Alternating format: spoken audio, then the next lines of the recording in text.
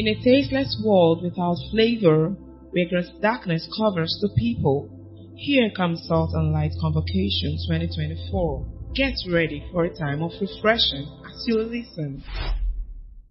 I believe today you have already learned I want to marry. You already learned it one way or the other. You see, when God comes for you, God does not necessarily come for you in the message. Have your seat. He doesn't necessarily come for you in the message, in the sermon. Is somebody hearing me? If you are hearing me, say, Pastor, I hear you. It doesn't necessarily come for you. So that's why when you come to church, be sensitive from the beginning. Because God will keep bringing out things, matters for you. He will keep teaching you. He will keep talking to you. So you look at it every session, God has been talking to us, has been communicating to us. So all we are trying to say, I want to marry, God has been communicating to us one way or the other. So if you have prepared your heart that it's towards message, that's why I'm saying here, to give a recap for you. So that you won't miss out totally. You know that I've been shared today. Alright? But don't forget, abstinence is possible. If you are with me, say amen. Married as a virgin, I'm married as a virgin. But it wasn't easy. There were battles. Do you get it? But grace kept us. Titus chapter 2 verse 11. The grace of God unto salvation has appeared unto what? All men. And has taught us. Is that in your Bible? And has taught us to do what? And has taught us to deny ungodliness and worldly lust, that we should live soberly, righteously, and godly in this present day. I know the times are showing that it's more difficult to abstain. Okay? But there is grace. Somebody stretch your hand and say, I received that grace. You see, okay, talk about that next month. Let's go back here. I want to marry. Genesis chapter 28.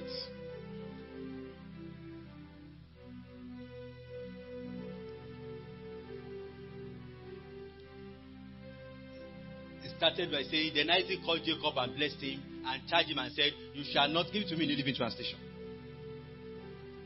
New Living Translation.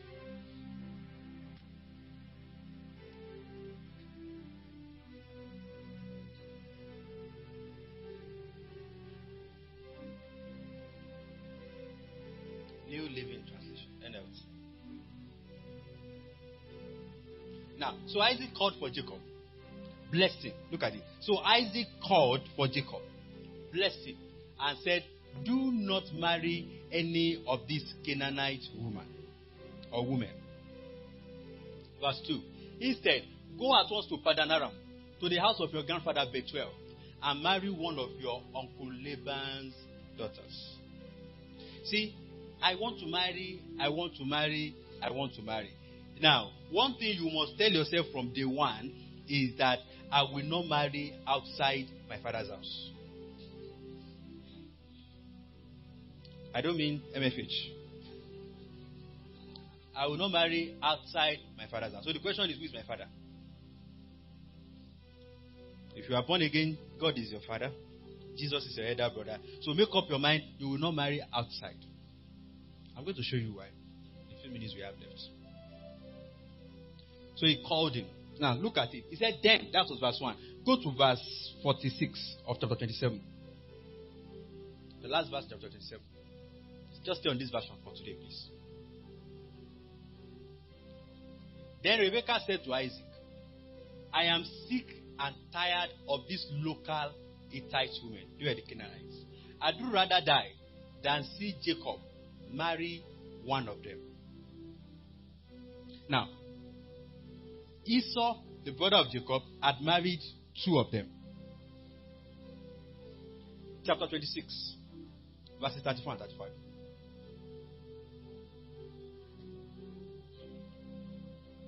Now, at the age of 14, Esau married a young woman named Judith, the daughter of Beri the Hittite.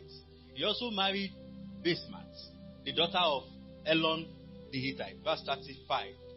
But Esau's wives made life miserable for Isaac and Rebekah. Now, that was why Rebekah made up her mind that this other boy will not do the same thing for me.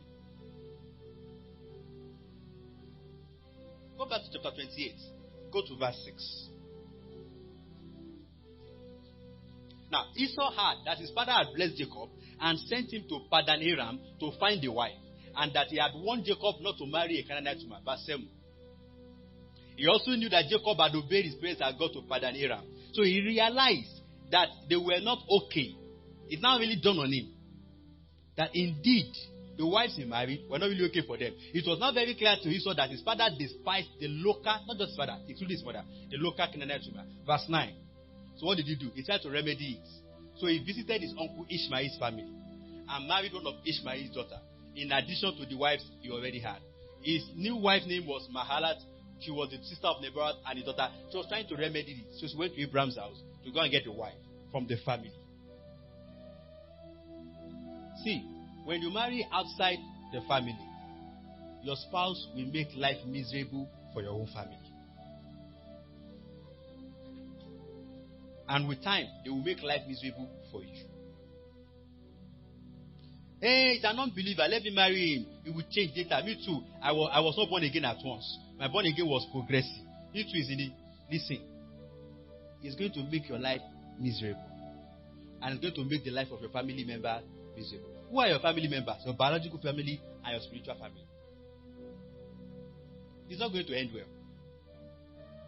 It's not going to end well. So, point number one, and that's the only thing I think I'm okay with it. I want to marry from within the family. Marry from within the family. And one good thing is their family members know themselves. Hello? Family members know themselves. So that is why you should be confident to bring whoever you want to marry, either male or female, to your church family. Listen, when your church family sees the person, they will know it's a family member or not a family member. Whether it's a member of our church or not, we will know. There are some things that you might not be able to see, that this person is a member of our family. But when you bring the person to church, will somebody one way or the other going, this person, he look like a family member, but it's not a family member. So putting checks, having adopted parents, introducing you in church, going through the process is for your own benefit, not for our benefit. After all, we are married now. Is that not so? So whatever I'm doing is no longer for my benefit. It's for your own benefit. There are people who look like family members, but they are not family members. They know your customs. They know your culture. They are familiar with you. Mind you, Esau and the family were living amidst this Canaanite woman. So the Canaanite woman that were interested in Esau or will be interested in Jacob, they will have known the customs of their family and they will be behaving like them. They will do what Mother Rebecca will love to see. So it's not about they look like it. It's about are they. Listen, if you are not born in a house, even if you live with us, you're not part of us. There are people that grew up with you when you are young. And now you see to me. In fact, though you are the firstborn, you became secondborn, they became your firstborn. You know those kind of people. But the truth remains, they are not part of the family.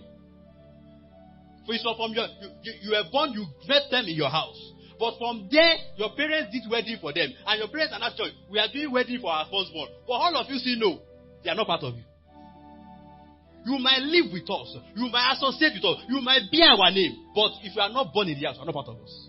So if somebody is not born again, it's not part of us. If might know our custom, might know our tradition, it's still not part of us. You need members of the family to help you spot out people who are not part of the family, but look like us. They look like us. There are plenty now. There are plenty. They know our lexicons. They know our language. In fact, they too will tell you that they are born again. But born again is not an announcement. If any man be in Christ, is a new creation. All things have passed away. You say, all things are passing away. No. Don't marry a brother who things are passing away. Marry a brother who things are passing away.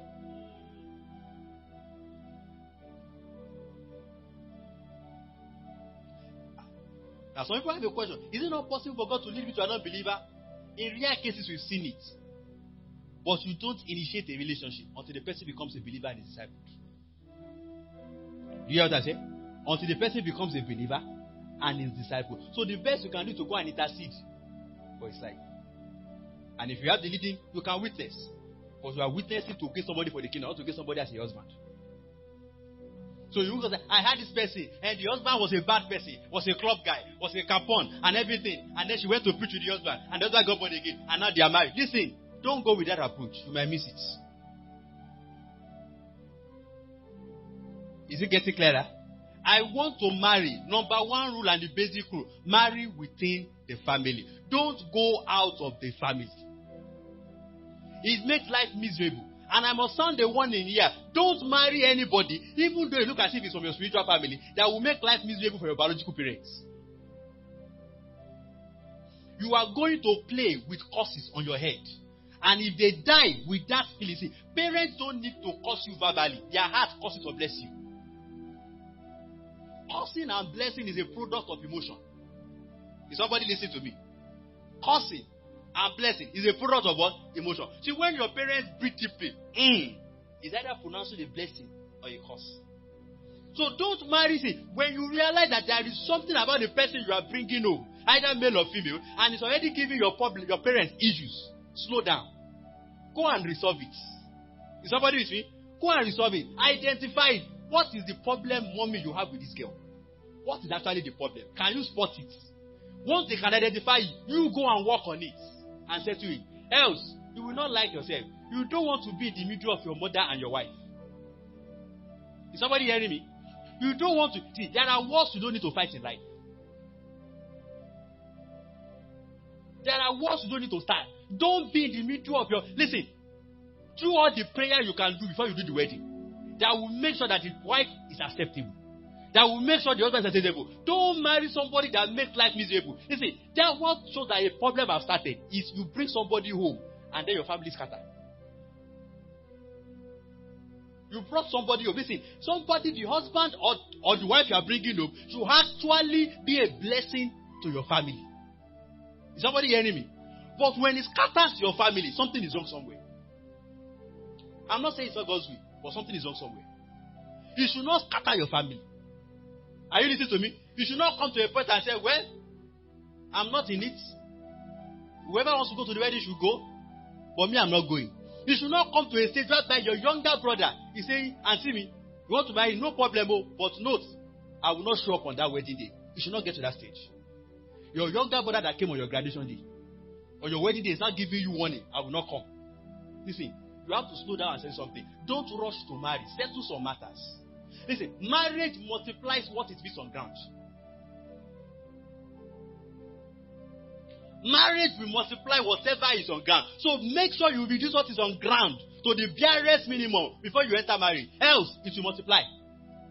So it's better to multiply 1 and 2 than to multiply 25. Settle all these issues. He said he married and life became miserable. Now, listen, do you now see one of the reasons Rebecca did what she did for Esau, and cheated Esau out of his birthright? The blessing cannot stay upon somebody making my life miserable. You can't have the inheritance of the house. It's not for you. You made my life miserable. I will wait for you. Listen, your parents, biological parents, are waiting for you one day. You said, Daddy, Mommy, I will marry her and there is nothing you can do. No problem. They will come to your wedding. They will even tie gilly. No problem. They will sponsor the wedding. But there is a place they are waiting for you. Every human being waits for the day of revenge. Even God has the day of vengeance.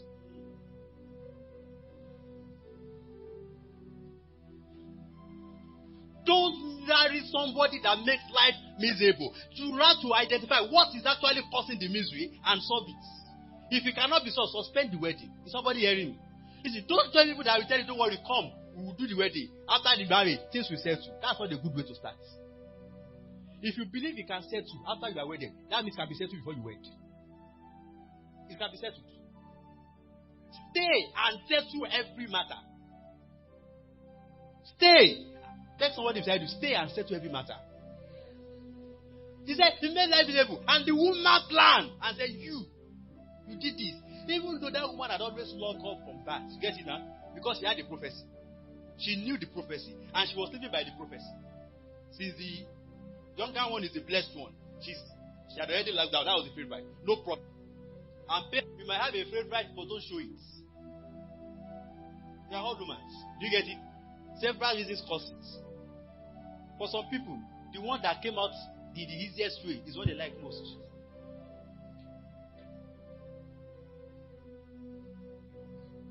Because he didn't give them trouble. But that one that gave them trouble, they will look at him like this again.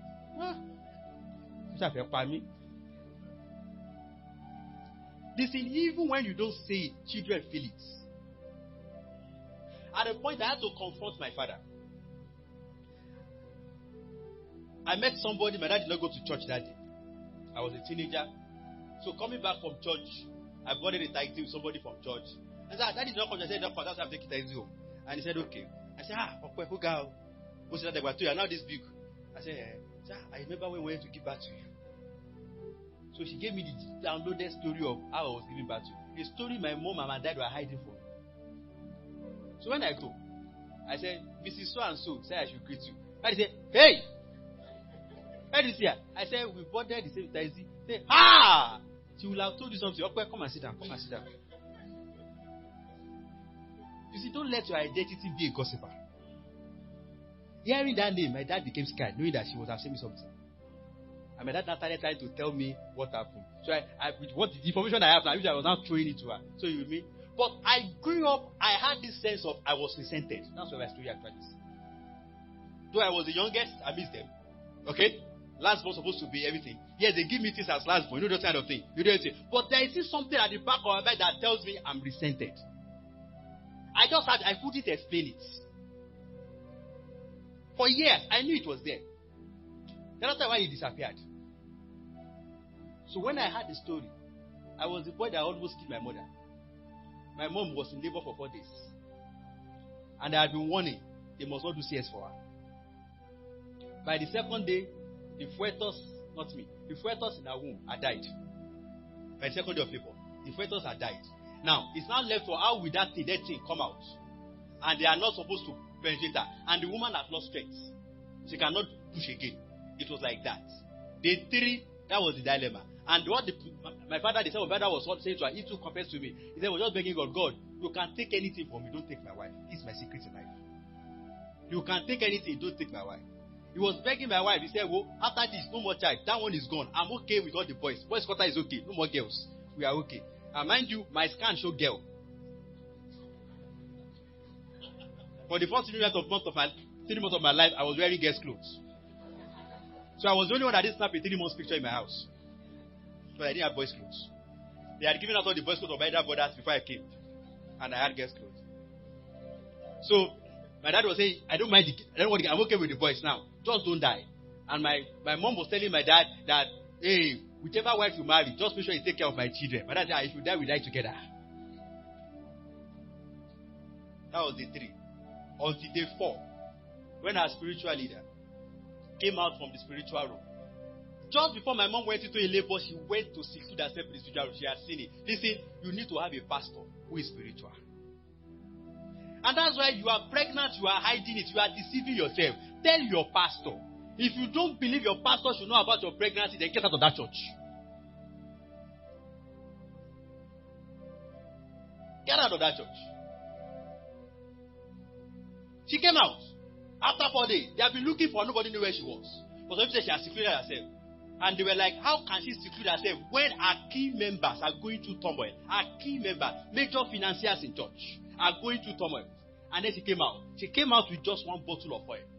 And they said, go and meet her, okay? Drop this on her. Whatever is happening will be solved. And they said, we have seen Mama. You have seen her.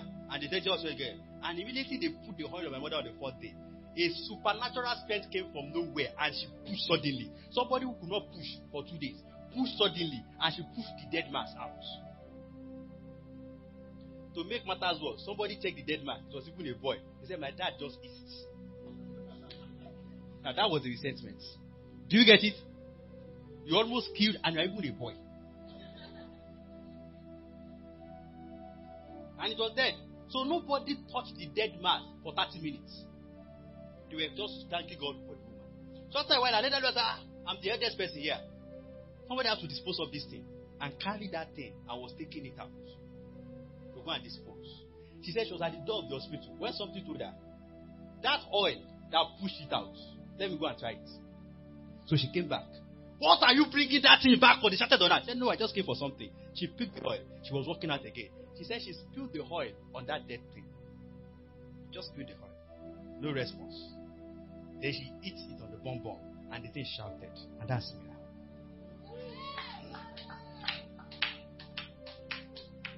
Then they said they came back and they told them that it's not dead though, it's alive. They said both my dad and my mom eat again. Now that was the resentment. You see, it took them over 5 years before they came to accept. And that was the time I knew that resentment actually faded out.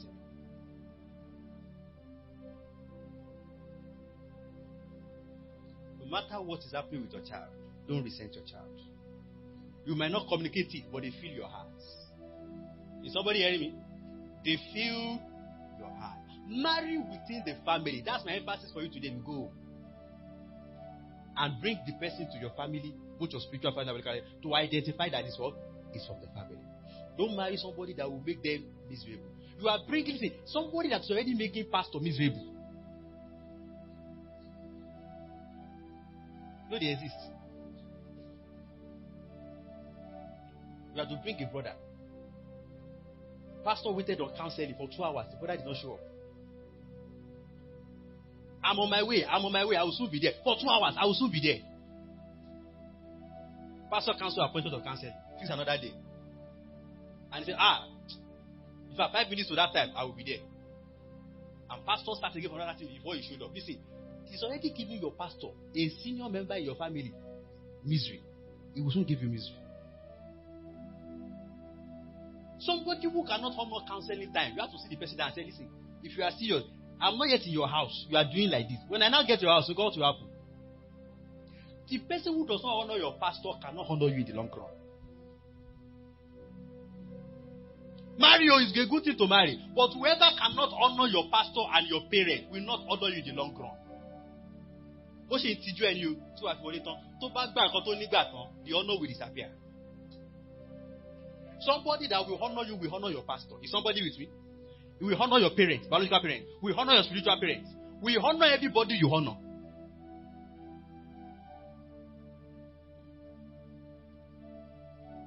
You want to marry somebody, and the only time he showed up in your house before wedding day is the day they came for introduction. You are already on your way to one chance. People don't just develop a character. They've always had it in them. Characters don't develop overnight. It has always been there. It is you that fail to see the traces. That is why I'm begging you, bring them into your spiritual family so that they can see what you are not seeing. Because love makes you blind. You can't see well. But we are not in love with the person. We can see what you are not seeing. When we are telling you, don't think we hate you, that we don't want you to marry a rich man. Listen, if you marry a rich man, you face me your pastor, our tithes will increase. But I value you more than I value money. What does it profit a pastor? So receive the tithe of your fiancé, and then you are suffering in his house. What does it pay? It doesn't pay me now. Because that same pastor you come back, you'll be calling to come and be settling cases. I'm glad that in this church, no family is calling me to come and be settling crisis. If you ask me how she's coping, maybe then she won't be able to cope again. Where are you? I'm in so what to share? We forbid that in this church. But one way to forbid it is that marry from the family. People from outside the family has a way of making people miserable. And when we say family is spiritual, biological, okay? But we're talking majorly about your spiritual family. And the spiritual family is an extended family. You must be able to come down to the nuclear family. Is somebody hearing me? Now, they didn't ask Jacob, to go to the house of Ishmael. Ishmael is also family. They asked him to go to Bethel. There is a particular place they are going to select a good product. They believe in what we believe. Ishmael is family, but they don't believe in what what Isaac believed. Is somebody with me? How can you marry somebody, yes, he's a Christian, but doesn't believe in tithes? We are going to start World War II. Something will happen. Either you stop paying tithes yourself, or you keep fighting. And you want peace. What will you do? You do what? You stop paying tithes. Because when that money has finished, explain to me how you spend the money. The day you mention tithe again, another one we want. I've told you those pastors are just thieving our money. But thank God they might not thief your money. I can give you proofs of your tithes. Is somebody with me? I'm not even a secret to the account. Am I a secret to the account? I know. I'm not. So we can give you proofs and traces of where the money is going. I can show you around and show you the money. Do you get it? And that's why we are bold. If you are meeting this morning, we can tell you our project. We can tell you the amount. There is nothing to hide. So when we say we want to do chair for 1.7 million, if you know a place they do it for 1.4 million, raise up your hand and come and show us.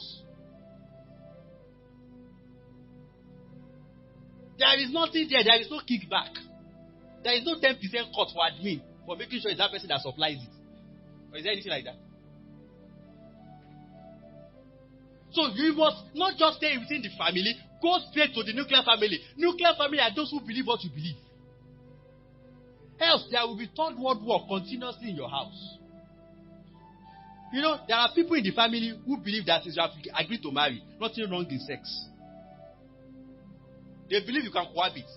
In fact, their pastors preach it. Their pastors support them. They come from people who are not married. They come from the same house early Sunday morning, and they come to church, they sit together, and the pastors know, and the pastors don't do anything about it. If you marry from that kind of place, you will have issue. And thank God for the discussions we had this morning. You see, in this game, the best way to win the game of abstinence is that both of you don't want to do it. So that the days you are weak, the other person is still there. But when one person is the only one fighting, I don't want to do it, one day will come, you go weak. Look at the way they are looking at me, as if they don't have these feelings. It doesn't come. It doesn't come. Tell them, it doesn't come. I have a sincere admin in church. But see, it doesn't come. If it's not coming, we need to see a doctor. Is somebody hearing me? If it's not coming, we need to what? We need to see a doctor. And you better open up. There is a problem. At this age you are, you don't have that feeling. We need to see a doctor. Having the feeling is not wrong. How you handle it is what matters. That's why he has given you self-control. So you apply self-control. There is no need for self-control if there is nothing to control. And in Corinthians 7, he said, and if you feel that you are burning untowardsly towards your fiancé, go and marry. Marriage is not difficult. Marriage is not inviting 50 people, 100 people, cooking rice, cooking porridge, cooking osala, abasha. Okay.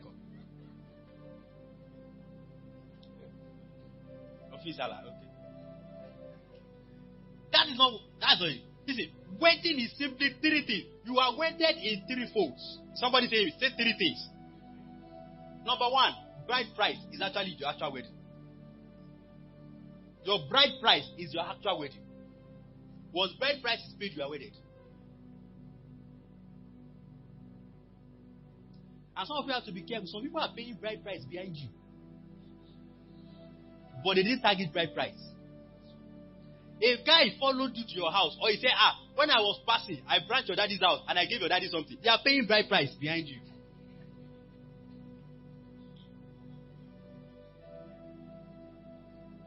They are paying bride price what? Behind you.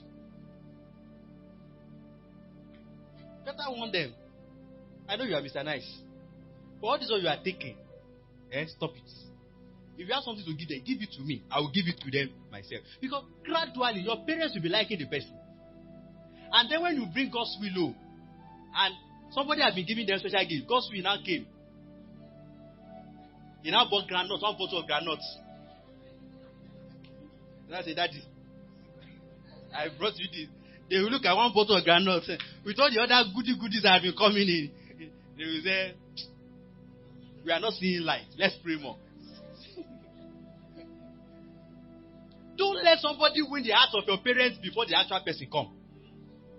That's why it's good to have friends. But when your friends of the opposite gender, you take them home and you realize your friends are already liking them, withdraw the friend from your taking out. Withdraw them. It's wisdom. Because they will marry the person for you and give consent on your behalf. They will be calling the person. They say, I'm not for your friend, give me the number. They will not get the go. Don't worry. She will finally say yes. Just keep saying it. She will say yes. She will say yes. Your parents are assuring the guy, he will say, so the guy will be finding pressure.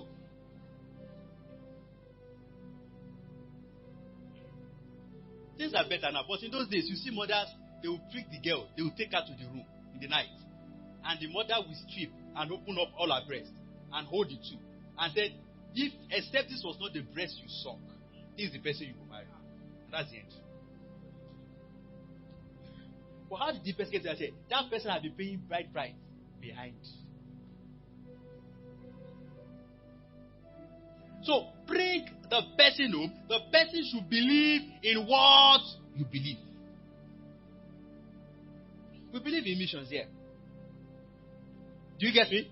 We believe in missions here. We believe everyone is called by God. So don't marry a man that feel like we are church members. They are the pastor. Because in this church, anybody can be called to go and pastor a church tomorrow. So we will not call to go and call the pastor. And the woman will say, I didn't marry a pastor. I'm not saying you should not obey that you go and pastor where they ask you pastor. But so that when you come back home, you will not meet me at home. A pastor's wife will be waiting for you. Daddy that posted you to be pastor should gather marry another wife for you. If you're in that situation, what will you do now? You see, some people excuse themselves out of assignment. You never knew it was because of an issue between them and their wife. You never know. But they will not come and tell you that my wife said I should not accept that appointment. They will not tell you that. So they will now come and say, Daddy, you see, actually, I'm still praying for more conviction. They will not be using different English and different English and different English just to avoid it. Let's close.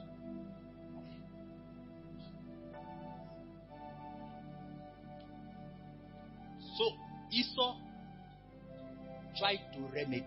Now, what you must realize is that if you have married, you have married. You can't remedy it. To remedy it means you either become polygamous or you divorce. Is somebody with me? So there is no remedy. Both are not accepted. And you must come to a stage where you realize that once you make your choice, you are responsible for your choice for life. Now, don't come and say, God, the lady you led me to, it was God that led you. That's what we are teaching you. Is that agreed? That's what we are teaching you. It was God that led you. But nevertheless, don't come back after and say, God, the lady you led me to. Listen, once God leads you to the person and you go, it has become your responsibility, no longer God's responsibility. So take responsibility for your choice. Don't stay in one corner and be lamented and say, God, you know I didn't want to marry him. You were the one that came to me 3 times. Then you now sent Philip to confirm. If not, I will have married. God, you see what you have landed me to. Listen, your problem are just started. One way to get out of issues and challenges and problems is to admit and accept responsibility. 5 things I leave with you if you are going to marry. Number 1, motive is important. Don't marry for sex. You will soon get tired of sex. There are times conditions come and you can't have sex. Don't marry. What is your motive? The real motive for marriage is purpose. Genesis 2:18. He said it's not good for a man to be alone. Alone in what? Verse 15. He said, and he told the man to tend and care for the garden. So it's not good for the man to be alone in tending and caring for the garden. So there was there a purpose. Marry for purpose. Motive is important. If your motive is wrong, you are setting up yourself for a disaster. You heard us talking when you ask a question. None of things that keep us going is actually the purpose. What God said from the beginning. Number 2, I want to marry. Attitude. There is an attitude somebody who wants to marry or who is married has. And there is an attitude that somebody who is not ready for marriage has. Attitude. You talk down on brothers. You are not ready to marry. Even God will not sign you to marry now. Because if God signs you to marry, somebody will beat you. See, there are some people that getting a partner is slowed down because God needs you to work on your mouth. The way you talk, if you enter a man's house,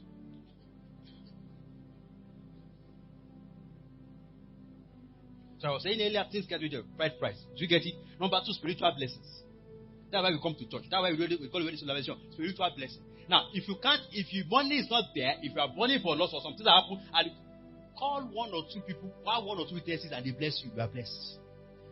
You are not blessed because you have 2,000 capacity people. All freed up. Do you get it? You are blessed because a man of God pronounced you blessed. So it might be in the open, it might be in his office, it might even be in his parlor. You might even be on the phone. Now the two of you hold yourself. I bless you with the blessing of the Lord. This marriage will work. You are blessed. And everything. And that's it. You are blessed, not here. Holy celebration is a party. You see, the real thing we do in wedding, 2 hours, 3 wedding a day, is just to come and show up. The real thing is not more than 1 minute. And then after doing it, Auntie Mimi, they did the pronouncement. And I'm wondering, so what changed? So what changed? I did not grow taller. I did not go fatter. What changed? Just a pronouncement. But it happened in the spirit realm. You can't see it in the physical realm. Number 3, before the law, because of legal matters. Do you get it? Before the law, you were. But I was saying, motive is important, number 1. Number 2, have the attitude. And if your attitude is not it, if God loves you, God will delay your wedding. God will delay the brother from showing up until you can control your mouth. I'm speaking to some people here. You must learn how to control your mouth. Listen, the way God created men are our cause. They can't take insults. Is somebody hearing me? Men, see, the way we are like God. God too cannot take insults. We are created in His image. They can't. See, you must learn how to speak respectfully.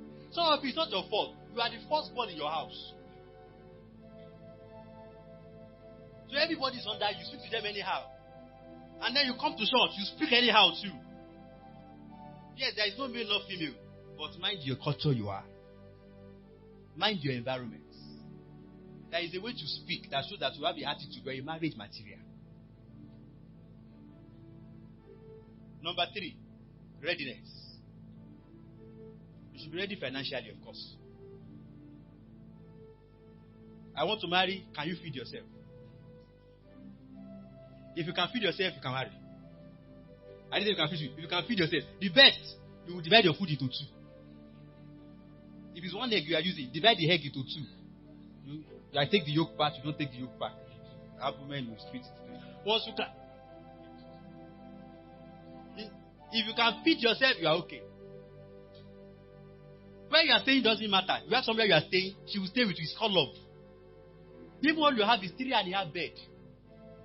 Do you get it? 3.5 bed. If face me, I face you. If you can live there, if she loves you, she will stay there with you.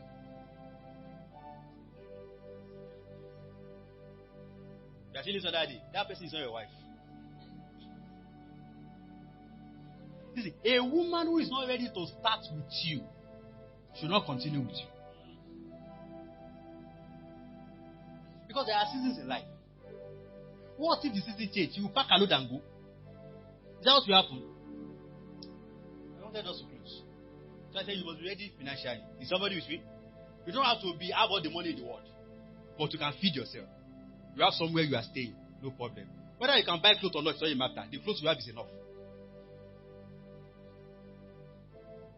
Okay? The clothes you have. See, there are some things we call basic. They are not basics. If you don't have much clothes, just know how to wash well.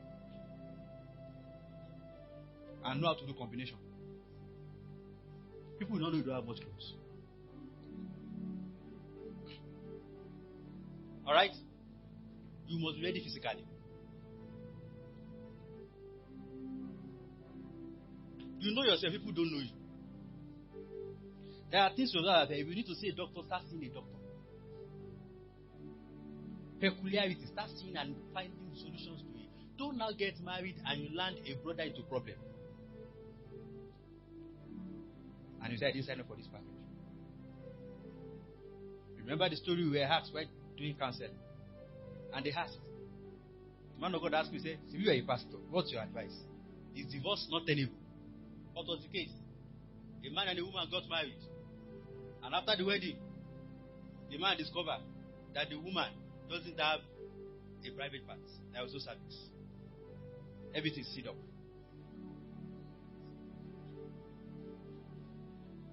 And the man cried out. He said, you mean there is no divorce? I will leave this forever, so no sex for life? And he was like, I will divorce. So the question was, if you divorce, is this a sin or not? That was the question.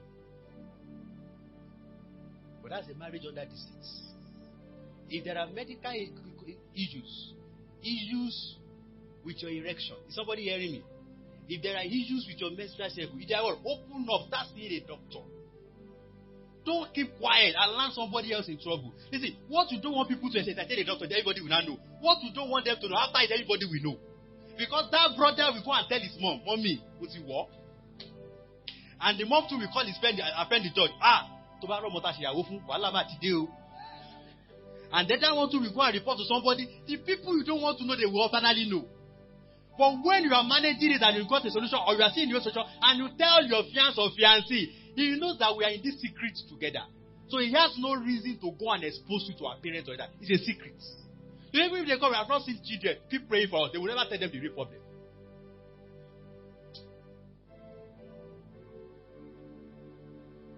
I told you, number 4, accept responsibility for your choice. Number 5, I want to marry means you are ready to yield your rights. To give up your rights. Listen, once you are married, you don't have rights again.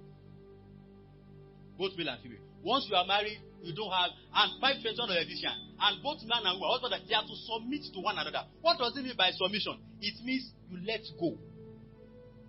You let go of what you have loved to hold on to. Please stand. Let's close. We spend enough time here today. Sorry, we don't spend this much time, but I think a lot of this came up in service.